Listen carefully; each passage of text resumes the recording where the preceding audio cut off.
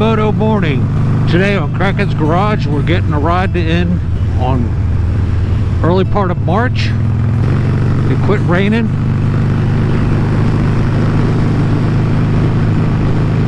Wow, normally the Harley dudes don't wave at me on a cafe bike. We're getting a ride in today, so let's get cracking. Temperatures rose and it's been raining for the last 4 or 5 days, which is a good thing. It washes all the salt off the road and pea gravel that they lay down for the foul weather. So I welcome that, but after 3, 4, 5 days of it, I need to get out of my garage. Been grinding in that garage all winter and need to get the heck out of there.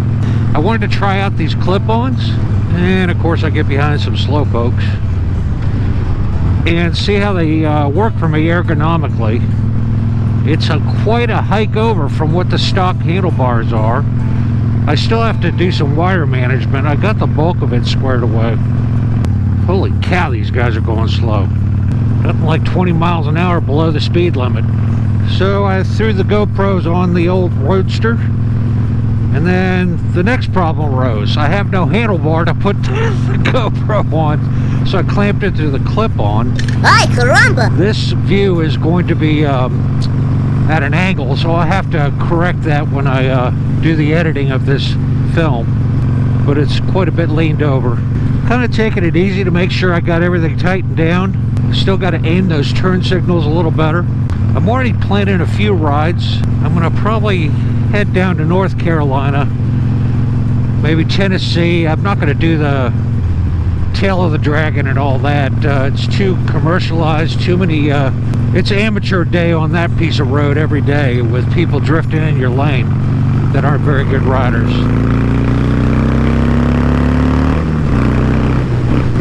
Clip-ons feel good.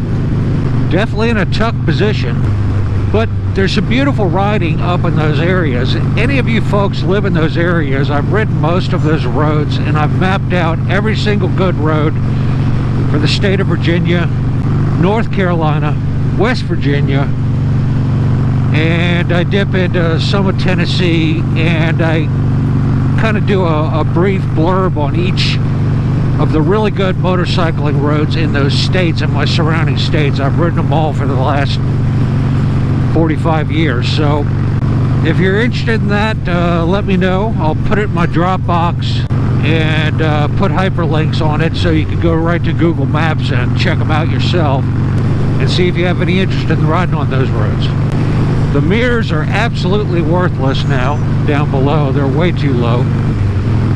So I went online to check out the Harley's version of the bar end mirrors. Holy cow, they want $100 each. 200 smokes for a set of bar end mirrors. I'm gonna have to look at other alternatives. That's outrageous. Don't quite get where they're coming from asking that kind of money for a bar end mirror. It's not like it's even billet or anything. So we'll research and figure it out. I don't know when I'm going to install the tins on this bike. I have some work I need to do to prep that paint job first that I need to get to. I have so many balls up in the air I can't get to them all. What I'm going to do is put a protective sealant on the paint and then put some clear broad down where I keep referring to my cheeseburger rolls rubbing on the gas tank. Also, I don't know if any of you remember, but I have a fuel sending kit that goes inside the Sportster and is wired to this gauge, so you actually get a bar graph fuel gauge on your OEM speedometer, which is kind of sweet. So I need to install that. Like I said, I'm taking it easy, guys, ladies and gentlemen, because this time of year there's gravel on every single corner from them laying stuff on the road when it snows. And when you hit a patch of that, you'll be pinching a hole in your vinyl seat, I promise you. Now I wanted to also talk about the mathematics of this paint set. When I did the reveal on what's in the box, the rear seat cowling that makes it a solo seat, that's a kit available from Harley in Vivid Black. That's $600. So take that, which I was going to buy. So take that off the price of the paint set, right off the top. Then when I pull my original tins, I'm going to put them up on Fleabag. I'm not sure what to ask for them. 5, 6, 700 bucks US? I don't know. Put your comments down below what you think they might be worth. And should I sell the tank separately and the fender separately, or sell them together as a package? There's always somebody that laid down their bike, and to buy the OEM stuff from Harley is a heck of a lot more. So used Harley parts are like gold to sell. That's why Sylvia and Albie do so well on eBay, flipping Harley parts on their channel. I reached out to Sylvia and Albie, and I'm going to pick up a couple of Harley t-shirts and mail those out to Australia for them hooking me up and bend it over backwards to mail me the stuff all the way to the US. That's going over and above the Call of Duty, and I very much appreciate it. A little random act of kindness goes a long ways. At least those are my thoughts. I'm liking this seating position. This is sweet. Next couple of rainy days is going to be story time, and I'm going to share some of my motorcycle adventures and mishaps that have happened in my lifetime, and we'll kick those around. Some ideas. We've all had them. I'll tell you one thing, Harley sure like this crisp cold weather. Just seems to run better. There's some wild turkey in the field. Spring gobbler season's coming up. I'll be jumping on that. My last turkey I got with archery, believe it or not. A little lucky shot, I guess. And I was happy and prouder than a banty rooster in a hen house to bring that game home. These good folks right there, they have that sign that says "Smile, you're on a camera." They have chickens, and they put fresh eggs out there on the honor system. Whatever their pricing is, it's minimal. You just throw the money in the tin and grab your eggs. Pretty freaking cool. Gonna have to get some gas on the way home. Running on fumes. Said every Sportster rider in the world. Remember I was telling you about these Odin gloves with the magnets? How cool is that? As soon as the weather gets a little bit warmer, I'm going to start going out to the motorcycle shops and doing demo rides and ride impressions of products. A lot of interesting stuff coming out these days.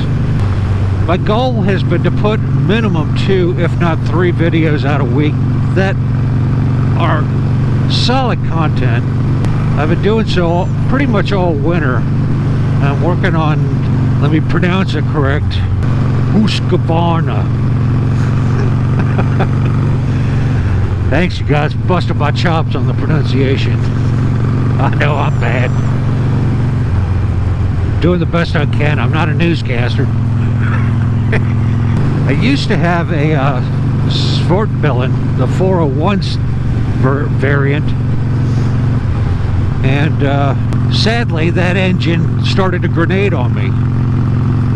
And I've been doing this too long, so I just beat on the manufacturer till they took the damn thing back.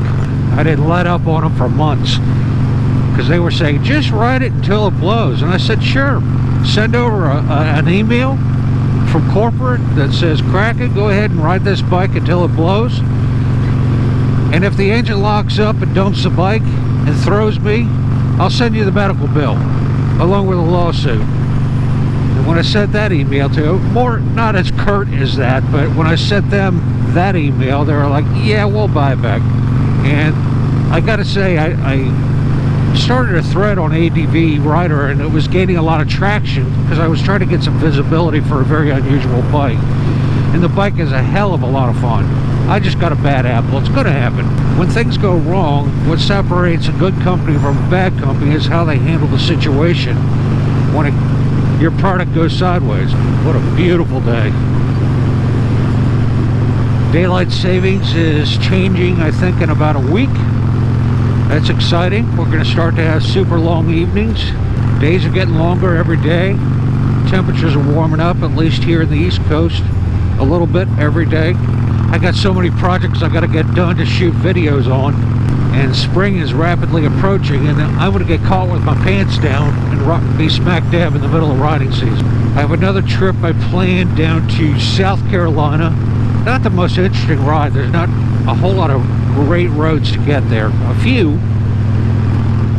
But I'm going for a history video of a particular part of Americana history, so that I may or may not share on my channel. We'll see.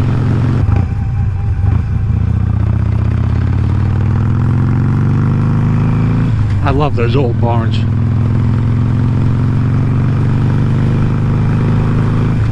My overall impressions of the Clipons, so far 2 thumbs up. You do have to mind yourself to not rest your heels or your weight on the heels of your hand, or your hands are going to go numb.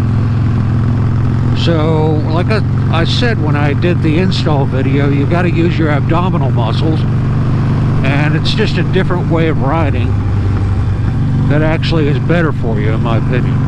Get you some workout on those abdominal muscles. So I think that'll wrap this one up. Just some meanderings and some thoughts for the day to share. I hope you enjoyed the scenery. If you like this video, give it a thumbs up. If you didn't like it, give it a thumbs down. If you want to see more in the future, hit that subscribe button right down there in the corner. And remember, folks, go riding because it's good for you. And I'll see you in the next one. Peace.